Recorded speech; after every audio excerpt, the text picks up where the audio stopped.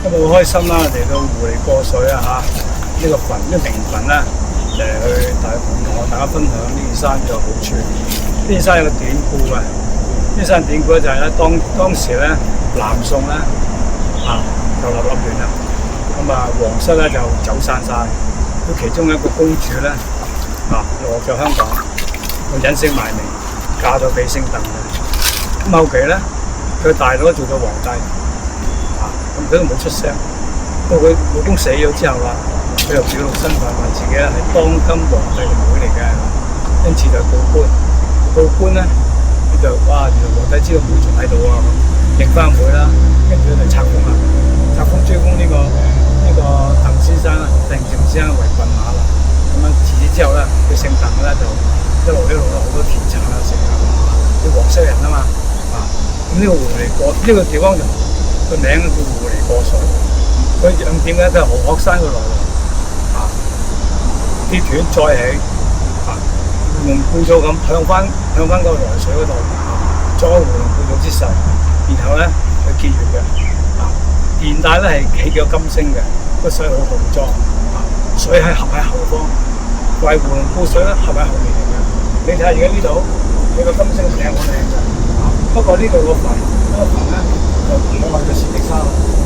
你睇到呢條雪滴沙係冇喺度，呢度咧又係喺沙腳嗰度去做山，睇唔到魚棚，但係咧個頂喺度，好圓嘅頂，一個波，咁向翻個來水邊，咁就叫湖嚟過水。個形態咧似個狐狸咧，側側地嘅頭向翻條水度，喂少少走過去咁叫湖嚟過水嘅。咁即係喺逢吉鄉嗰邊咧先望到成個湖嚟嘅樣。咁就呢件山咧就都係佢姓鄧嘅10大名山之一嚟嘅，咁我就可以去後門嗰度咧望一望個環境點。而家嘅咧而家變晒環境，而家前面有山有屋頂住晒啦，有地鐵啦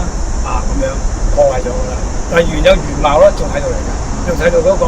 窩嘅形態，你學到月長形態點樣咧係睇得到嘅。月嘅形態咧一定開窩之後係嗰個陰陽交嘅地方做狀嘅，佢呢度一個穴位咧就好正當嘅。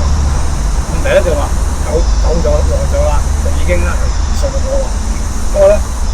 嗰件衫就喺度嚟嘅，當一個紀念啦。你想睇佢原貌咧，要睇頭咧連起兩個金星嘅，咁樣咧結斷咧再起咧黃色豆嚟嘅，佢轉身翻曲向翻前面。南生圍同埋佢呢個水流出去合水後面之後咧，流去嗰個深圳河海灣邊，咁咪形成一個大嘅勢。咁佢又一係向翻大帽山嘅做咯。OK， 我哋去後面行下。